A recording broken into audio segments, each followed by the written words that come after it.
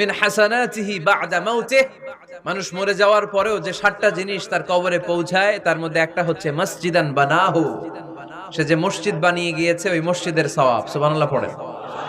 আপনি টাকা দিয়ে মসজিদ বানিয়ে দিলেন, ওই মসজিদে মুসল্লিরা নামাজ পড়ে, রোজাদাররা এসে ওখানে ইফতার খায়, তাহাজ্জুদ আদায়কারীরা তাহাজ্জুদ পড়ে, তাদের সওয়াবের কমতি হবে না, কিন্তু তাদের সওয়াবের একটা পার্সেন্টেজ সওয়াব যে ব্যক্তি মসজিদ বানালো তার আমলনামায় আল্লাহ ঢুকিয়ে দেয়। এজন্য বেশি বেশি মসজিদ বানাতে রাজি আছেন তো?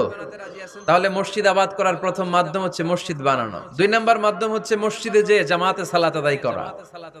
জামাতে সালাতুল জামাআ তাফদুলু সালাতাল ফাযযি বি২৭ দারাজা। ঘরে নামাজ পড়লে একা একা পড়লে যেই সওয়াব, জামাতে পড়লে ২৭ গুণ বেশি সওয়াব। সুবহানাল্লাহ বলতে পারলেন না? হে নামাজি আমার ঘরে নামাজ পড়ো।